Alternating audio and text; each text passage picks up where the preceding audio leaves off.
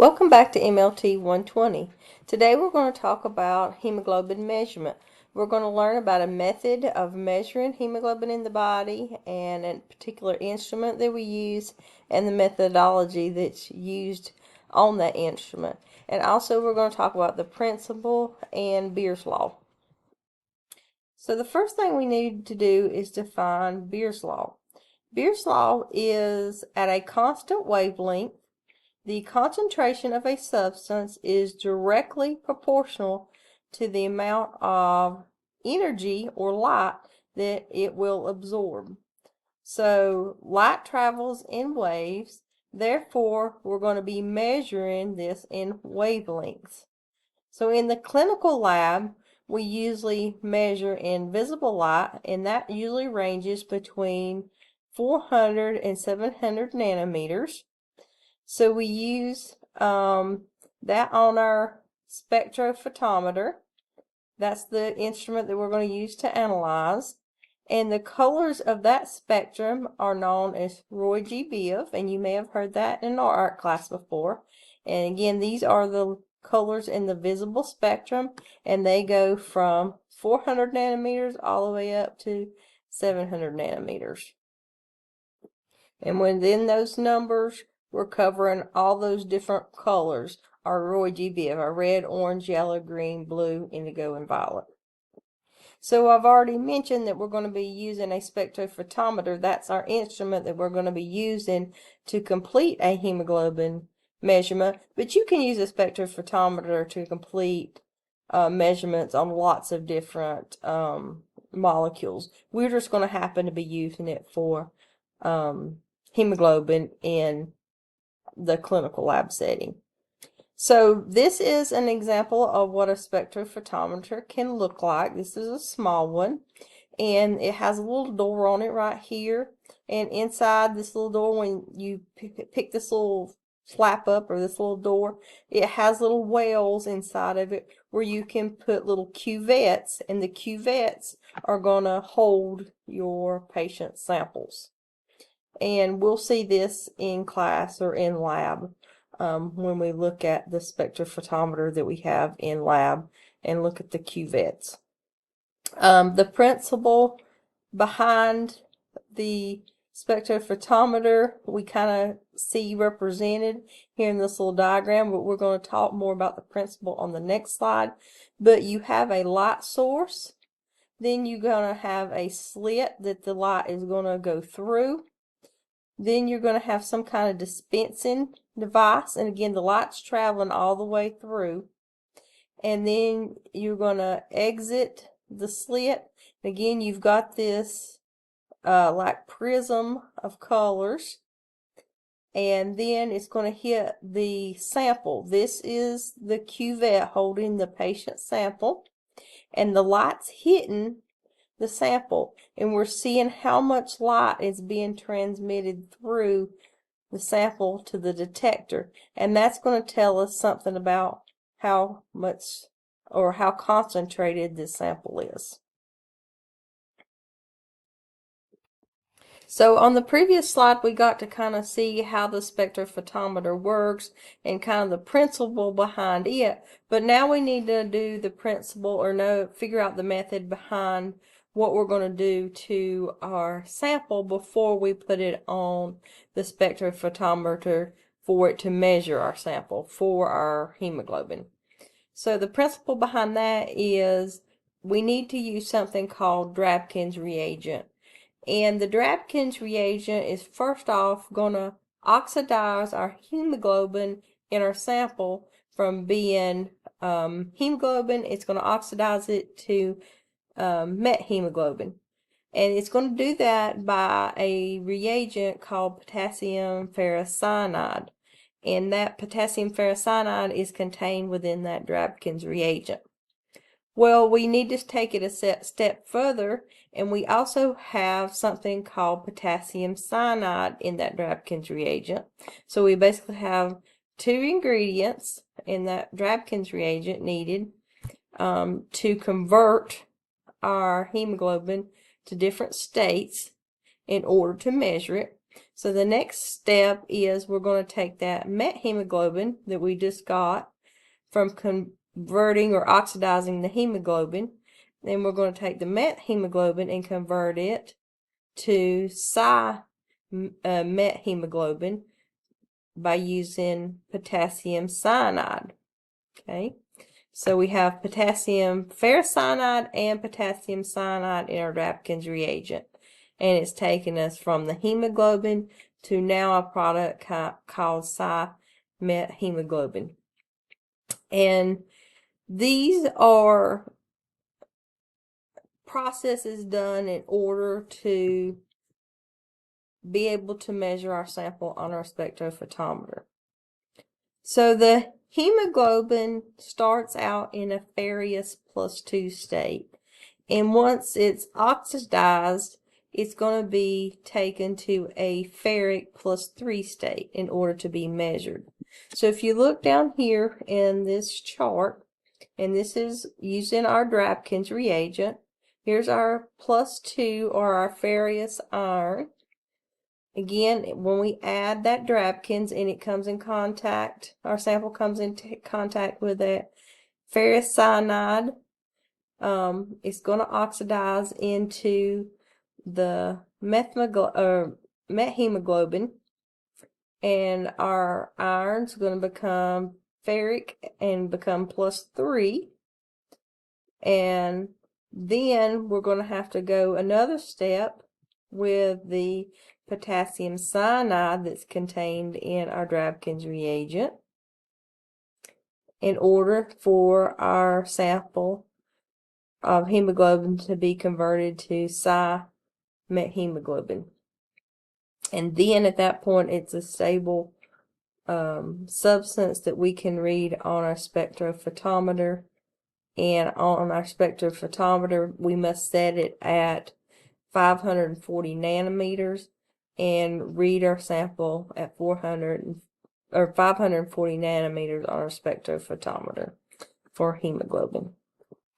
Our patient samples for hemoglobin are going to be our EDTA whole blood well mixed samples. The procedure is as follows. The blood is diluted down with our Drapkins reagent, and we've already talked about what the Drapkins reagent does to our samples. The Drapkins reagent is usually 5 milliliters of Drapkins reagent with 20 microliters of blood. That's about a 1 to 251 ratio. We usually allow the sample to stand for about 10 minutes.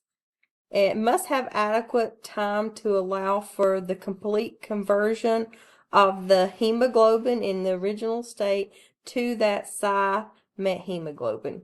So you've got to have enough time for it to make the conversion all the way across. Then we're going to set our spectrophotometer to a transmittance of a 100%. You're going to use your Drapkins reagent as a blank. That's going to be part of your QC process. You're going to have to read your standards in order to make your curve, your standard curve. Then you're going to read your patient sample, which is your unknown. And then you're going to determine, finally, your patient's hemoglobin using the standard curve that you created. And this is just to remind you again what our spectrophotometer looks like. So once we get our sample prepared in the Drapkins reagent, we get our standards ready, we get our blank ready, we're going to be reading everything in our spectrophotometer and inside our little cuvettes. And again, they're going to be placed in front of a light source, and we're going to see how much light is transmitted through the sample and versus how much is absorbed to be able to tell the concentration of the substance. So we need to set up a standard curve in order to be able to determine an unknown or our patient concentration for hemoglobin. So here is like it's almost like a little recipe card for our standards. We already said that our blank was just going to be our Drapkins reagent. So the very first one or point on our curve is going to be 0. So it will be down here in the very bottom corner. But our second standard, we're going to use methemoglobin standard and 4 milliliters of Drabkin's reagent. And when we measured it, it come out here. For example, on the curve, this would be standard 3 on the curve. This would be standard 4 and standard 5 and so on, depending on how many standards you have. So that's how we come up with this line here, which is our standard curve. We've made up different standards and we've measured them in our spectrophotometer. Okay. So those should be things of known concentrations. So we can use this standard curve to be able to determine an unknown, which would be our patient sample. So we have, if you notice, we have absorbance over here. And remember, we're setting our spectrophotometer to read at 540 nanometers. And we're looking for concentration. Our concentration will be our hemoglobin measurement. So when our readout on our spectrophotometer gives us absorbance, we're going to take that number wherever it hits on the y-axis. We're going to take that number and plot it, and then we're going to draw over to our standard curve, and then we can draw down to our x-axis where our concentration is, and that's where our patient sample or our unknown concentration is going to be. So that's how we're ultimately going to find the hemoglobin of our patient. So let's look, for example, we have absorbance set at 540 nanometers on our spectrophotometer. And our charts charting out absorbance on the y-axis and concentration on the x-axis.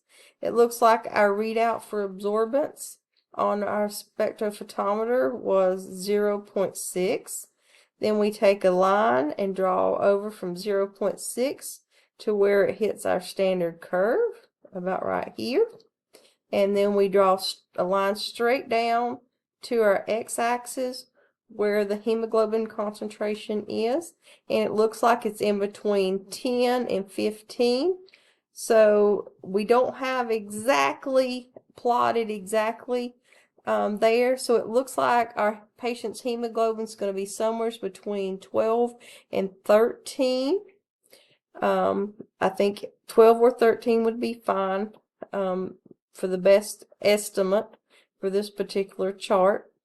But the main thing is you come out from your absorbance over to your standard curve and drop down, and that will give you your hemoglobin concentration for your patient. There's some different sources of error associated with this test. If you have a turbid specimen, for example, it could cause errors. It may be caused by a patient with a very high white blood cell count. This would be in a case with somebody with cancer like leukemia. Increased turbidity will cause an increase in absorbance. The sample will be more concentrated, so more light will be absorbed. So what you want to do is centrifuge the reaction tube and measure the absorbance of the supernatant. Also, lipemia, or increased lipids or fats in the plasma, can cause increased absorbance. Again, the sample would be more concentrated because it's got that increased fats or lipids in it. Use a patient plasma in the reagent blank. You want to spin off the patient's blood, remove the plasma into a small glass tube, and run the plasma blank to obtain the hemoglobin value for the plasma. Other sources of error, because hemoglobin is a protein, and you have abnormal proteins in your sample, it might cause a source of error. So you want to add potassium carbonate to help clear up and dissolve those proteins or abnormal proteins. Abnormal hemoglobin, like hemoglobin S or hemoglobin C, those cells can resist being lysed.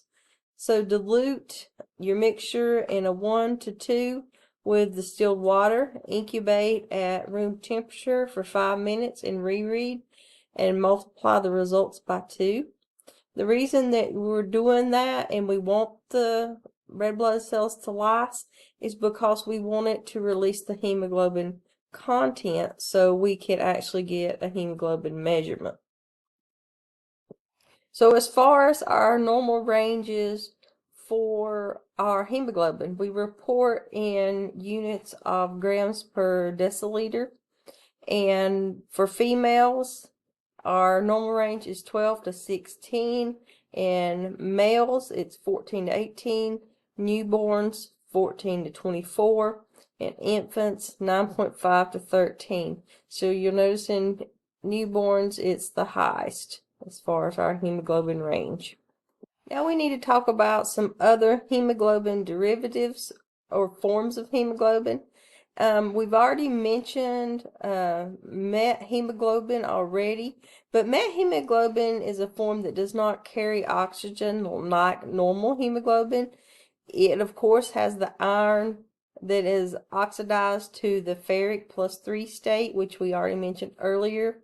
Usually, if you have it, it's acquired from exposure to oxidants, and it's rarely inherited, and there's actually a condition called G6PD, which induces methemoglobin, and it's where there's higher levels of methemoglobin found in the blood, and the effect of methemoglobin can cause cyanosis, which is bluish skin, or the color of bluish skin, which is due to low oxygen. And also, just overall, the methemoglobin cannot bind your O2. The next derivative is sulfhemoglobin. This is when sulfur is bound to heme, and it can give your blood almost a greenish or blue appearance. This usually happens or is acquired when there's an exposure to some kind of drug that contains sulfur or chemicals.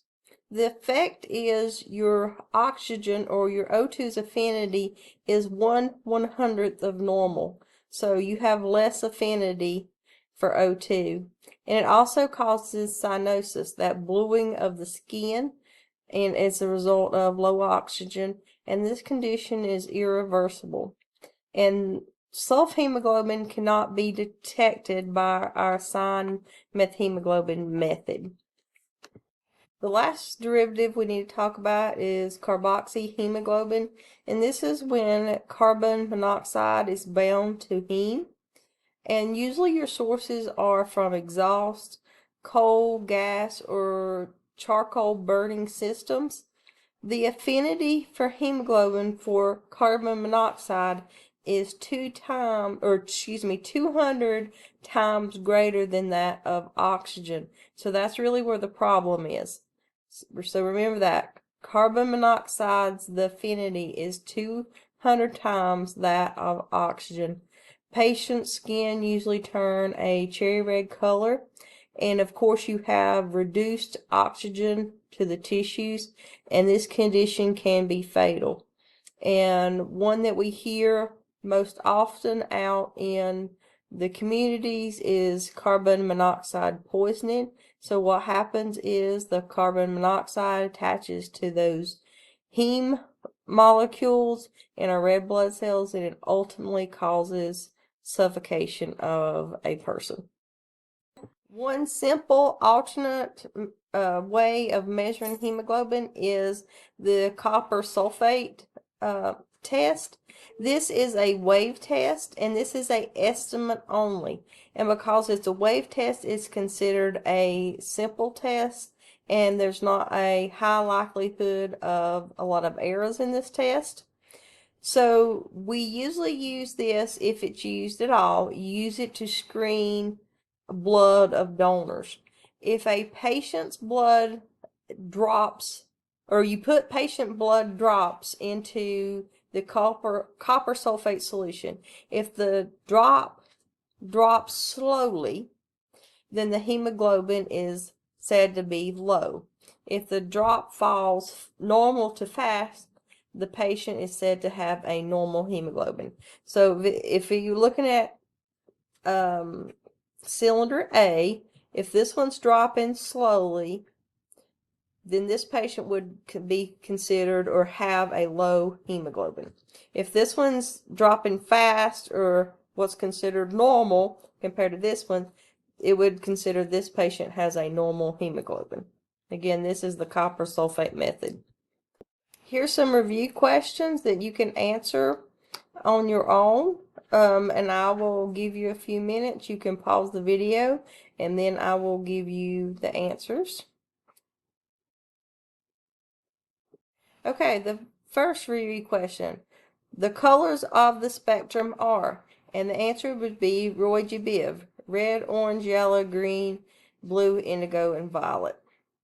Number 2, name the reagent used in the methemoglobin method. Of course, that would be the Drabkins, and it contains the potassium ferricyanide and the potassium cyanide.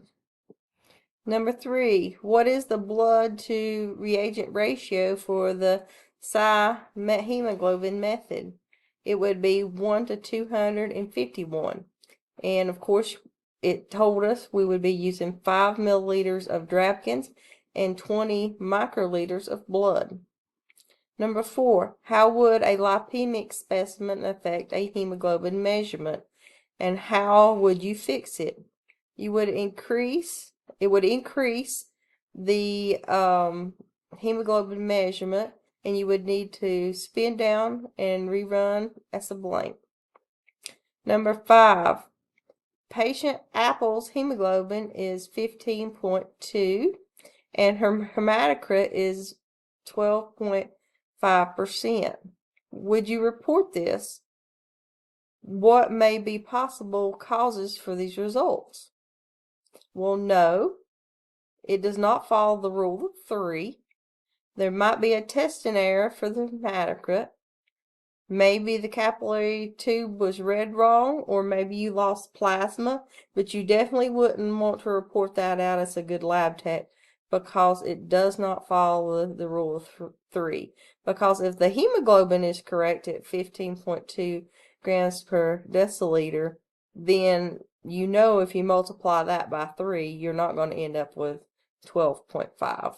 So something is not kosher there, and as a good lab tech, you would not report that out. That concludes our hemoglobin measurement lecture. If you have any questions, of course, reach out, and I'll see you over in the next lecture.